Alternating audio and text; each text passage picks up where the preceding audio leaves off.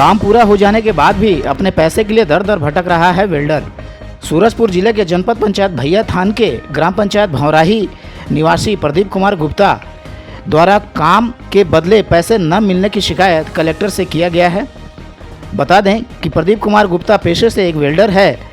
ग्राम भौराही में अपने एक छोटे से दुकान में वेल्डिंग का काम कर अपने परिवार का भरण पोषण करता है। काम के बदले पैसे न मिलने से परेशान वेल्डर प्रदीप गुप्ता ने बताया कि उसने ग्राम पंचायत बासापारा और खुटरापारा में सरपंच सचिव के कहने पर आंगनवाड़ी, गौठान सहित अन्य जगहों पर वेल्डिंग हेतु अपने पैसे से सामान खरीदकर वेल्डिंग का काम पूरा किया, लेकिन 1 साल से अधिक बीत जाने के बाद भी न तो उसके द्वारा वेल्डिंग में लगाए गए सामान के पैसे और न ही उसका मेहनताना प्राप्त हुआ है। अधिकारियों की बात आती है, जब हक की बात आती है, जो जाहिर सी बात है, कोई भी व्यक्ति, कोई भी इंसान अपनी लड़ाई को लड़ने के लिए, उसको पाने के लिए, उस अधिकार को पाने के लिए हमेशा 2 कदम आगे ही रहता है। तो इस अगर लड़ाई और अधिकार की बात हो तो अटल बिहारी वाजपेयी की वो कविता अनायास याद आ जाती है कि हार नहीं मानूंगा, रार नहीं ठानूंगा, काल के कपाल पे लिखता हूँ, मिटाता हूँ, गीत नया गाता हूँ, गीत नया गाता हूँ। आज मैं राजेंद्र पासवान, आपकी आवाज़ सीजी न्यूज़ से। आज मैं आ गया हूँ ग्राम पंचायत भौराही में, और यहाँ जो कि जनपद पंचायत भैया थान के अंतर्गत आता है। यहाँ एक वेल्डर है हमारे सामने, मैं उनके घर के सामने और वो उनके दुकान के पास में ही खड़ा हूँ। पीछे में जैसा कि आप देख सकते हैं, ये उनका दुकान है, वेल्डिंग का छोटा सा दुकान है, और इनकी जो समस्या है आप सुनकर के हैरान हो जाएंगे।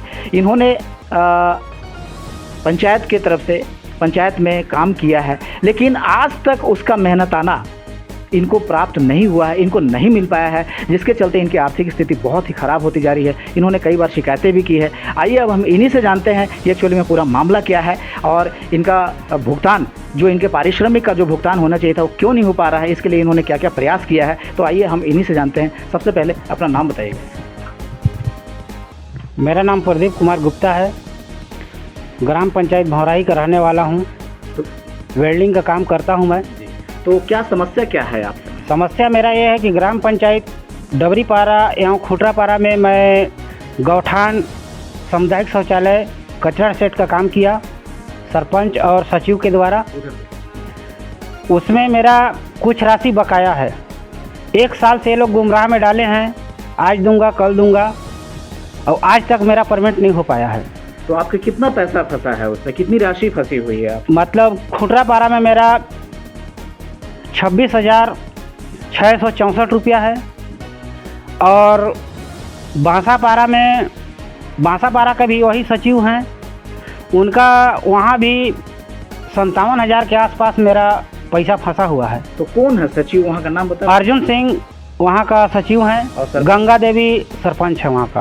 क्या उनसे कभी बात हुई है आपकी? बात करने में वो लोग 1 साल से गुमराह में डाले हैं कि आज दूंगा कल दूंगा, और मैं पता किया तो आंगनबाड़ी का पैसा आ चुका है, गौठान का भी पैसा आ चुका है। पैसा मांगने में ये लोग मेरे को 10,000 दे रहे थे, मैं 10,000 लेने में इनकार किया, इसलिए कि मैं जहाँ से मेरा सामान आया था वहाँ 64,000 कुछ रुपया मेरा उधारी है। तो सेठ जी मेरे को भी परेशान कर रहे हैं, और ब्याज 26,000 रुपया 2 साल का जोड़ लिए हैं। उसका ब्याज भी आप दे रहे हैं क्या? ब्याज भी दे रहा हूँ मैं उसका। और ये सचिव लोग और सरपंच लोग को बोलने से बोलते हैं आज दूंगा कल दूंगा, पैसा आ गया है मेरा, आने से लोग इनकार कर रहे हैं देने से। और पैसा दूसरे का बिल लगा के, 3 नंबर बिल दूसरे का लगा के, और जो सामान मैं दिया हूँ उसका पूरा दर्शा के ये लोग पैसा निकाल लिए हैं। तो इसके लिए क्या कभी कोई शिकायत की है? कोई मैं जनपद पंचायत में गए या कलेक्ट्रेट में कभी गए, किसी से शिकायत की है? मैं कलेक्टर में 20 तारीख को गया था जन दर्शन में, वहाँ लगाया। इसके बाद मैं सोचा कि यहाँ जनपद में लगा दूं सीओ साहब से। कल वहाँ मैं मतलब लेके गया, सचिव के पास फ़ोन किए। इसके बाद सचिव बोला कि मैं परमेंट के लिए बुलाया हूँ, लेकिन परमेंट के लिए वो आ नहीं रहे हैं।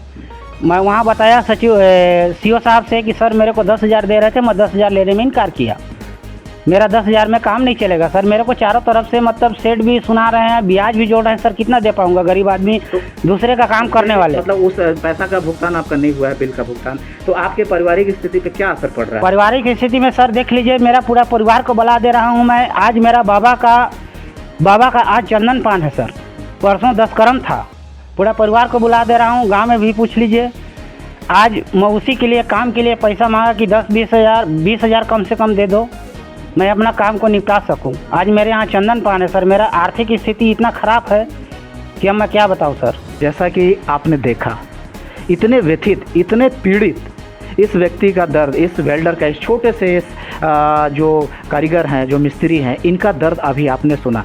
इनकी परिवार मध्यम परिवार है, छोटा परिवार है, गरीब परिवार है और इनकी आर्थिक स्थिति दिनों दिन टूटते जा रही है। और ऐसे में ही इन्होंने कई बार गुहार भी लगाया है, जैसा कि इन्होंने बताया कि मैंने कई बार प्रयास किया है, जनपद पंचायत भी गए, कलेक्टर को ज्ञापन भी दिए और काफ़ी समय से एक साल से ज़्यादा इनको समय हो चुका है, लेकिन आज पर्यंत सरपंच और सचिव इनको गोल मोल बात करके इनको घुमा दे रहे हैं, इनको टाल दे रहे हैं कि नहीं आपका भुगतान कर देंगे, हो जाएगा, लेकिन काफ़ी समय बीत चुका है और इनकी आर्थिक स्थिति दिनों दिन खराब होती जा रही है। ऐसे में अब देखना है कि हमारी ये खबर चलने के बाद कलेक्ट्रेट में इन्होंने जो ज्ञापन दिया है उस पर क्या कार्रवाई होती है, विभाग क्या कार्रवाई करता है, इनका पारिश्रमिक, इनका भुगतान, इनके बिल का भुगतान समय पे हो पाता है या नहीं, देखने वाली बात होगी। मैं राजेंद्र पासवान, आपकी आवाज़ CG न्यूज़ से, कैमरा पर्सन परमिट के साथ में। धन्यवाद।